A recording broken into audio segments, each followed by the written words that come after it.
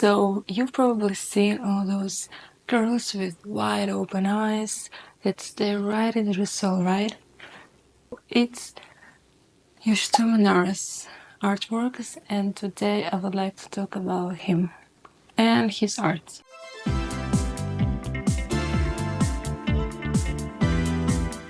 Yoshitomo Nara is an artist whose work has not only captured the attention of the highbrow art snobs, but also went viral on the TikTok. And since he's literally been all over my For You page, and I've been lucky enough to visit his exhibition in Europe this summer.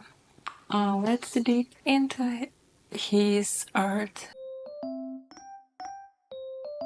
Yoshitomo Nara is a contemporary Japanese artist, and his signature style is these childlike characters with wide open eyes with a sense of defiance or vulnerability. It depends on how you view them. While at first glance his art might seem like kind of playful or even whimsical, of course, as everything in art, it's layered with deeper meanings and hidden intentions.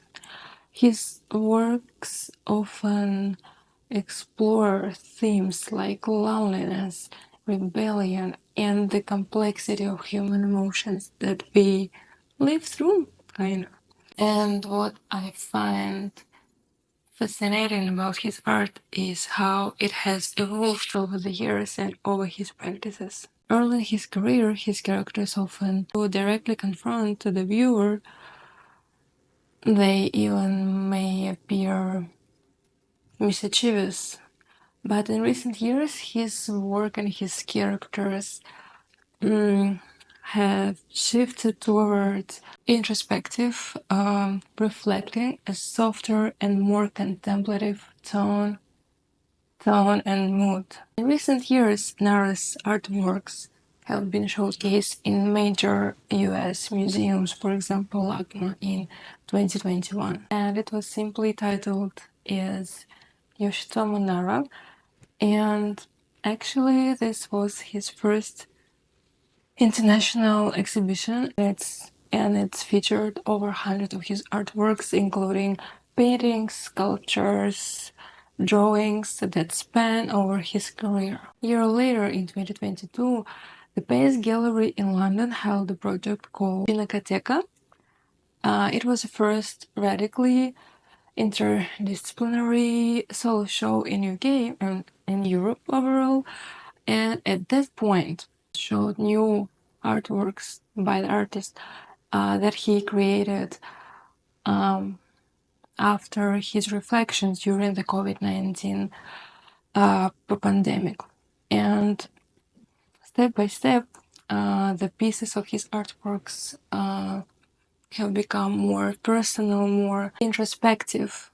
And with this exhibition showed all over Europe and even Asia, I find it really fascinating how his art actually resonates with very different cultures.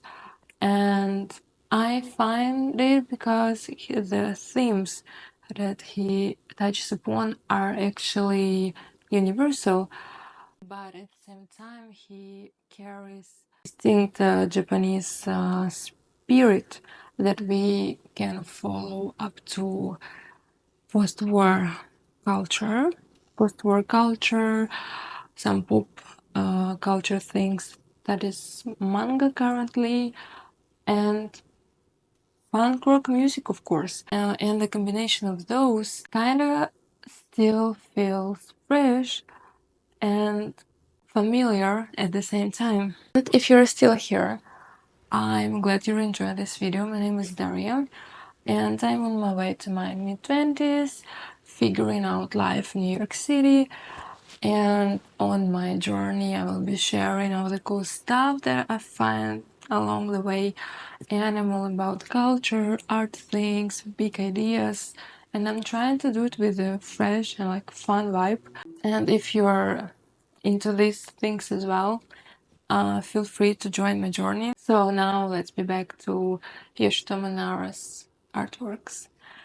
And I think to really understand his art practicing, we have to look a little bit way back to the idea of Kawai.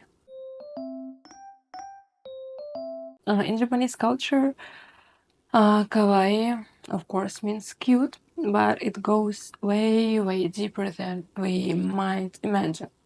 It's not just being adorable or cute, it's actually more about innocence and purity and vulnerability, almost like a desire on the edge of desire to cherish. And you can see it almost everywhere in Japan in all the products that you might see for your page from that host that what I bought in Japan. And it's really interesting how Nara plays with the term of kawaii in his practice.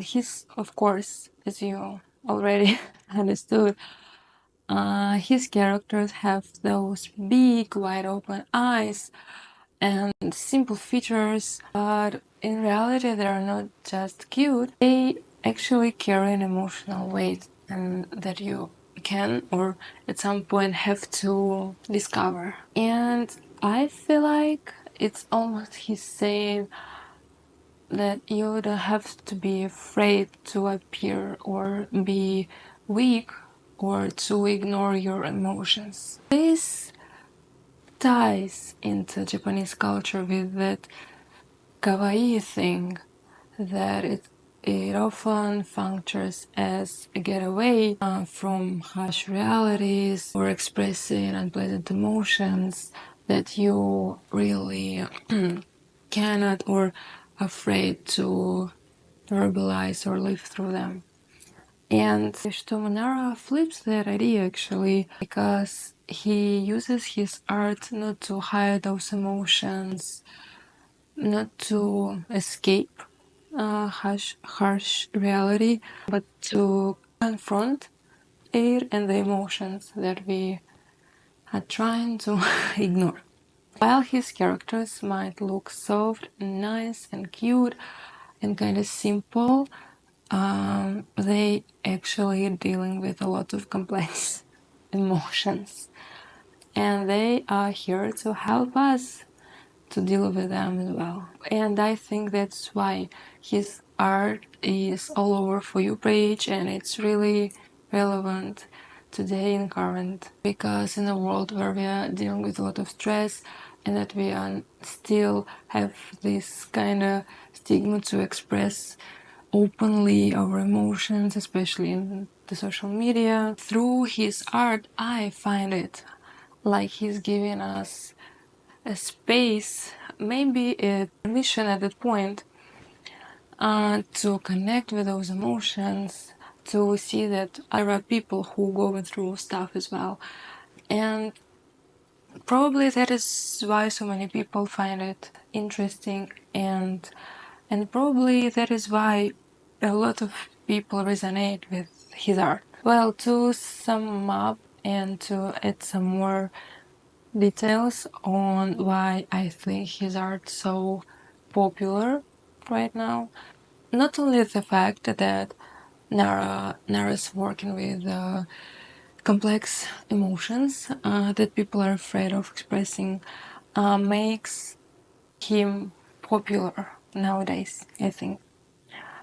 But still, I think the fact that his characters personal style really good with all this social media stuff, especially when people taking pictures of his art in the museums where it's hanging on white walls, because all this bold, like the clean lines, bold colors, simple composition, all of those make his art incredibly striking on the screen, and you can see clearly what is going on there. And I think you probably noticed thing this, but his art, it's not only about like oil on canvas or prints, but there are a lot of stuff that people use in their everyday lives. For example, keychains and books. That also really striking to look at. The books, all the small stuff that people carry in their bags, and in a way, being this accessible in terms of art is what makes him stand out, I guess. And another thing that I think is easy to miss, but it's really important, that you don't really need to know about art history or even Japan to enjoy his art, to understand his artworks. You can interpret his artworks as you want. Yoshitomo Nara's art isn't just popular, actually. It holds a lot of meanings behind it. And while it speaks to universal emotions, it still manages to resonate deeply on a personal level. The recent exhibitions in the US and Europe played huge parts of his becoming and kinda international superstar in art world. And if you haven't experienced or seen his artwork in person, I would highly recommend seeking it out, or even look at his art online. Or maybe, just go to your local bookstore to have a look at the catalogs that I'm sure you can find almost everywhere nowadays. In almost everyone's heart, there will be a place for his little kinda angry girls that will be staring at you from the canvas or from the book. Thank you for watching this video. I would love to hear your thoughts, your impressions on his art, on my videos, on my video. And if you enjoyed it, thank you. I will be glad if you hit the subscribe button. Also, I'm kind of shy and this is my first video. So I hope you enjoyed it as I enjoy creating it. Thank you so much and see you in the next video.